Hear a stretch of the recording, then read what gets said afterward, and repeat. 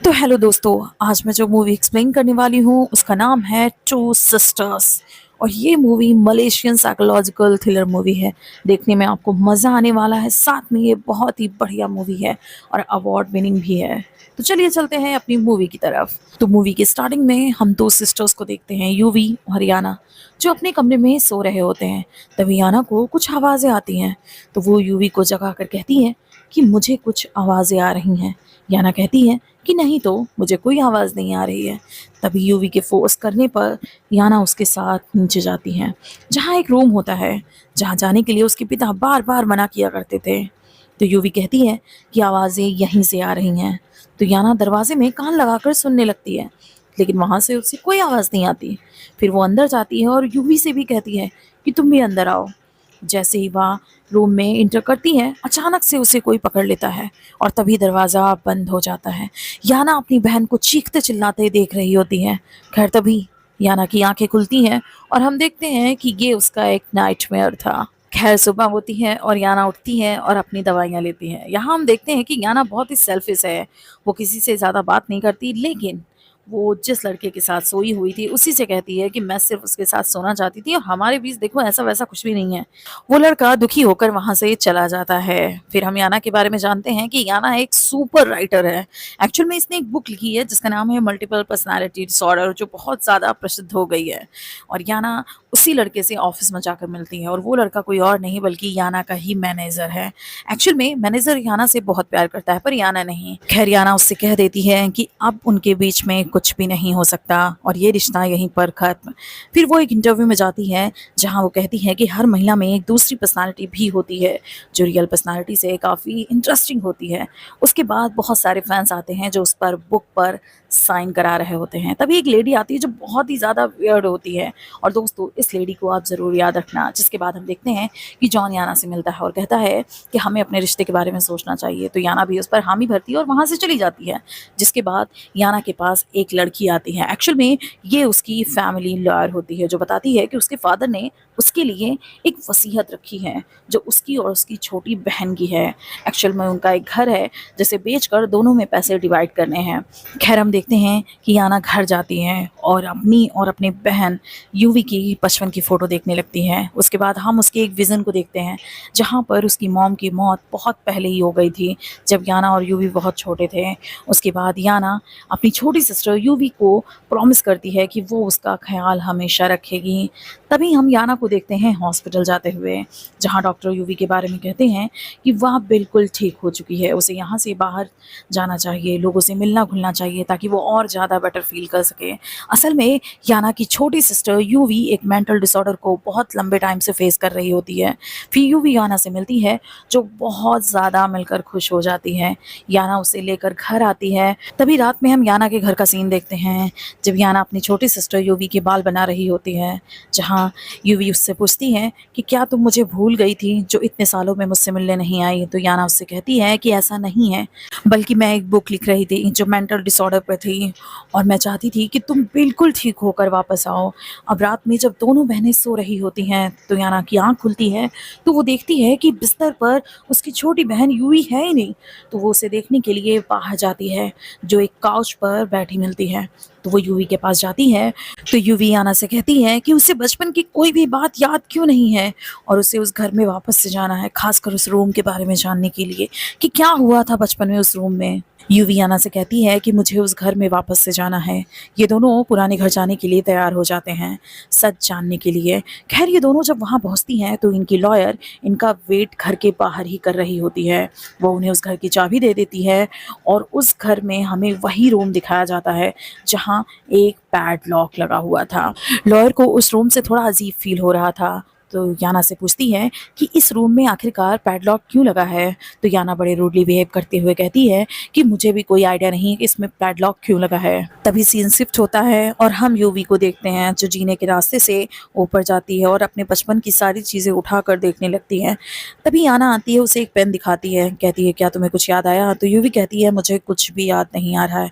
तभी वो एक रूम में जाते हैं जहाँ पर सारे चीज़ों पर कपड़ा पड़ा हुआ था। तभी याना एक क्लोसेट से कपड़ा उठाकर फेंक देती है, जहाँ वो देखती है कि बहुत सारे मरे हुए कॉकरोच पड़े हैं। सोने से पहले याना यूवी के बाल बनाती है और यूवी को दवा खिला देती है और दोनों लेट जाते हैं। तभी याना कहती है कि यूवी, उस रात तुमने उस रूम में क्या देखा था? तो यूवी कहती है मुझे कुछ भी याद नहीं है। लेकिन दोस्तों, यूवी तो यही जानने के लिए आई होती है कि उस रूम में हुआ क्या था। और यूवी के सोने के बाद दोस्तों, याना बाहर अपना काम करने आती है। वो अपना काम कर ही रही थी, तभी जॉन की कॉल आ जाती है और वो उससे बात करने लगती है। तभी हम याना के पीछे उसी रूम को देखते हैं जहाँ लाइट जल रही होती है और रूम के अंदर कोई चल भी रहा होता है दोस्तों। तभी याना उस रूम से कुछ आहट सुनती है और वो कान लगाकर सुनने की कोशिश कर रही होती है, पर एक्चुअल में उसे कुछ भी सुनाई नहीं देता। तभी हम देखते हैं कि यूवी को नींद नहीं आ रही थी, तो वह नीचे आती है और उसी रूम से उसे भी कुछ आवाज आ रही होती है, इसलिए वो भी सुनने की कोशिश करती है और दरवाजे के पास पहुंच जाती है। और जैसे ही यूवी उस रूम के दरवाजे को छूती है, कोई अचानक से उसको पकड़ लेता है।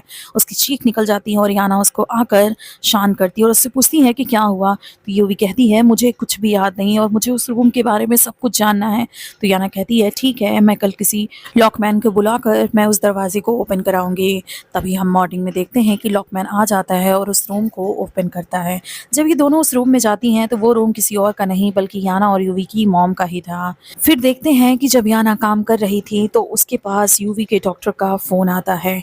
तो याना रात के इंसिडेंट के बारे में डॉक्टर को सारी बातें बता देती है। डॉक्टर कहती है कि तुम उसे टाइम पर मेडिसिन देती रहो, मैं कुछ टाइम में आकर उसे चेक कर लूंगी।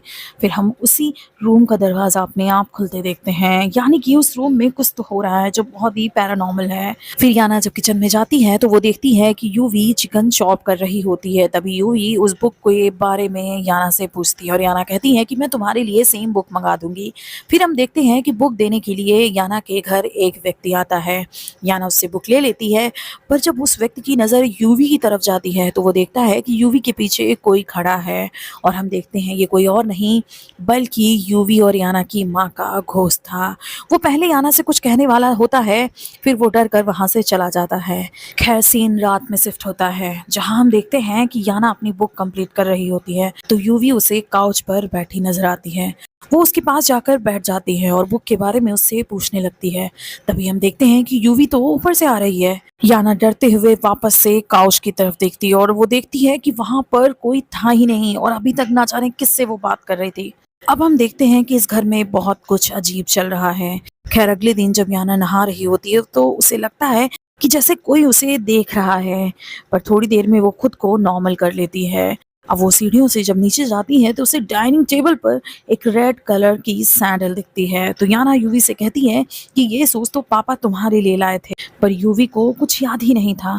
तभी याना नोटिस करती है कि यूवी के कपड़े भी बाहर रखे हैं। तो याना शूज और ड्रेस ड्रॉर में रख देती है जहां से वो निकाले गए थे। खैर दोस्तों, अगली रात में हम देखते हैं कि यूवी और याना सो रहे थे। याना की नींद खुलती है और वो देखती है कि यूवी अपने बिस्तर पर नहीं है। वो यूवी को ढूंढने के लिए नीचे जाती है और देखती है कि याना के लैपटॉप पर यूवी काम कर रही है और याना के फोन से वो किसी से बात कर रही है। खैर याना नोटिस नहीं करती है और वो अपने रूम में जाने लगती है। उसे एक रूम से कुछ अजीब सी आवाजें आ रही थी। वो उस रूम में जाती है और देखती है कोई वाइट चादर ओढ़कर बैठा है। खैर याना होश में आ जाती है, वो समझ जाती है कि ये सिर्फ एक भ्रम है और फिर यूवी वहां से चली जाती है और वो दोनों सोने चले जाते हैं। नेक्स्ट मॉर्निंग में हम देखते हैं कि याना को वो शूज और ड्रेस फिर से ड्रॉर से बाहर वहीं पर रखे मिलते हैं। वो यूवी को गुस्सा करते हुए कहती है कि तुमने ये शूज फिर से क्यों बाहर निकाले। तो यूवी कहती है मुझे कुछ भी नहीं याद है, मैंने ऐसा नहीं किया होगा। फिर सीन रात में शिफ्ट होता है जहाँ रात में याना की नींद खुलती है और वो नीचे जाती है पानी पीने के लिए। वो किचन में देखती है कि उसकी मॉम किचन में चॉपिंग बोर्ड पर कुछ चॉप कर रही होती हैं। वो देखकर बहुत ज़्यादा डर जाती है। खैर याना हिम्मत करके किचन में वापस से जाती है और इस बार वहाँ कोई नहीं था। वो चॉपिंग बोर्ड को उठा लेती है। तभी यूवी वहाँ आ जाती है और यूवी अपनी बहन को शांत करती है और दोनों सोने के लिए चले जाते हैं। अब देखने में ऐसा लग रहा है जैसे यूवी नहीं बल्कि याना बीमार है और हम देखते हैं कि अगली सुबह जब याना सोकर उठती है तो वो बहुत ज़्यादा बीमार और अजीब सी लग रही होती है और जब से वो इस घर में आई है उसके साथ बहुत ही अजीब घटनाएं हो रही हैं। खैर याना ब्रश करने जाती है और बेसिन में उसे बहुत सारे मरे हुए कॉकरोच मिलते हैं। खैर हम याना को देखते हैं जो घर से बाहर देख रही होती है और यूवी लॉयर से बात कर रही थी। तभी यूवी अंदर आती है तो याना कहती है तुम किससे बात कर रही थी। तो यूवी बताती है मैं लॉयर से बात कर रही थी जो डॉक्यूमेंट देने के लिए आई थी। तभी याना उससे कह देती हैं कि अगर अगली बार कोई भी आए तो वो उसे ज़रूर बताए, क्योंकि वो उसकी बड़ी सिस्टर है। और इस टाइम पर याना बिल्कुल अपनी माँ की तरह रिएक्ट कर रही होती है। तभी याना डॉक्टर को कॉल कर बताती है कि उसकी छोटी बहन रात में उसका फ़ोन, लैपटॉप सब इस्तेमाल करती है और कई दिनों से बहुत ही अजीब बिहेव कर रही है। डॉक्टर उससे कहती हैं कि वह कल वहाँ ज़रूर आएगी। फिर हम याना को देखते हैं, जब वो अपना काम कर रही होती है तो यूवी उसका फ़ोन लेने आती है, पर याना इस बार उसको रोक देती है।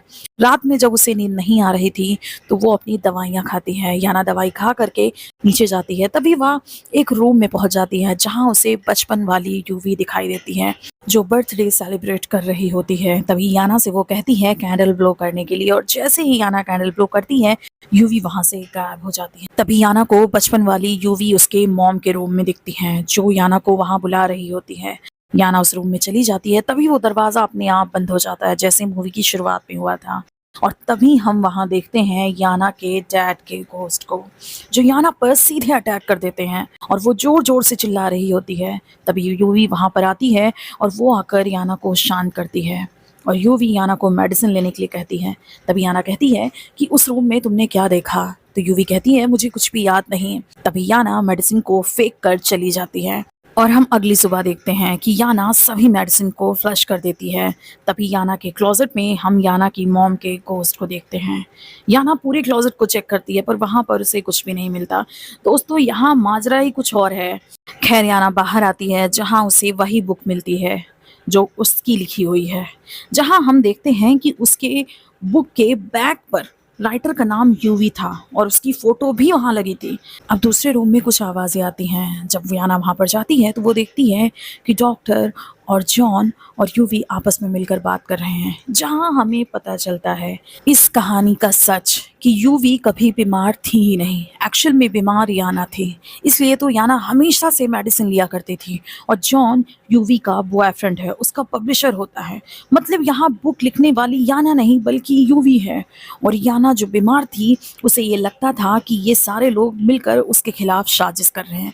तभी उसकी बहन यूवी कहती है कि ये सारी चीजें सच हैं। बेसिकली हम यहाँ जान पाते हैं कि याना अपनी छोटी बहन यूवी की लाइफ जी रही होती है, उसको इमेजिन कर रही होती है जैसे वो खुद उसकी लाइफ में हो। यहाँ हॉस्पिटल में देखते हैं जहाँ याना को लेने यूवी हॉस्पिटल गई थी, ना कि याना।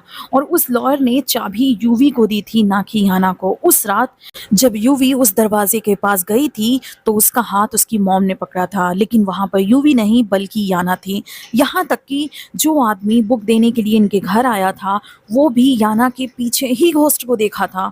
उस रात जब याना यूवी को फोन पर किसी से बात करते देख रही थी तो वो यूवी डॉक्टर से बात कर रही थी। अब पूरी तरीके से याना खुद को यूवी समझ रही थी और वो उसकी लाइफ को पूरी तरीके से जी रही थी। मन में अपनी बहन की पर्सनालिटी डेवलप कर ली थी। खैर सच जानकर याना खुद को एक कमरे में बंद कर लेती है और वहां वो अपने डैड के घोस्ट को देखती है जहां वही लाल शूज पड़े हुए थे। तभी हम एक फ्लैशबैक देखते हैं जहां रेड शूज की सच्चाई हम जान पाते हैं। वो लाल जूते हमेशा से याना के डैड याना के लिए लाते थे और तब हमें पता चलता है याना के डैड का डार्क सीक्रेट कि याना के डैड याना का रेप करते थे। और ये सच जानने के बाद याना की माँ अपने पति को बहुत रोकती हैं पर वो नहीं रोक पाती और याना के पिता याना के साथ उसी रूम में बहुत गलत काम किया करते थे। और एक रात जब याना की माँ सब कुछ बर्दाश्त नहीं कर पाई तो वो खुद की जान ले लेती है, वो भी उसी रूम में। और याना के डैड उसे इतना डरा के रखते थे कि आज तक उसने ये बात किसी को नहीं बताई। उसकी मॉम का जो घोस्ट है वो सच में है और वो चाहता है कि याना ये सारी बात दुनिया के सामने लाए, क्योंकि याना को बचाने के लिए उन्होंने खुद की जान ले ली थी। अब जब याना को सारी सच्चाई का एहसास होता है तो वो भी वैसे ही जान लेने वाली होती है जैसे उसकी माँ ने ली। पर तभी यूवी और उसका बॉयफ्रेंड दरवाज़ा खोलकर अंदर आ जाते हैं और वो उसे बचा लेते हैं। अब डॉक्टर याना को फिर से हॉस्पिटल में एडमिट कर देती है और वो कहती है कि जब तक याना ठीक ना हो जाए वो उसे वापस नहीं भेजेगी।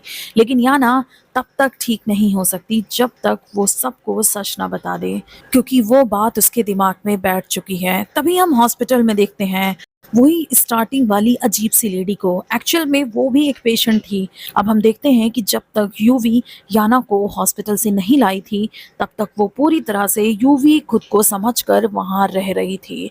यहाँ तक कि उसने जो वियर्ड लेडी थी उसको फैन समझ रही थी, डॉक्टर्स को अपना बॉयफ्रेंड समझ रही थी, और जो लेडी डॉक्टर थी उससे अपना इंटरव्यू देते हुए देख रही थी। यानी कि सारी चीज़ें वो अपने हिसाब से बना रही थी, और अब याना हमेशा के लिए हॉस्पिटल में एडमिट हो गई।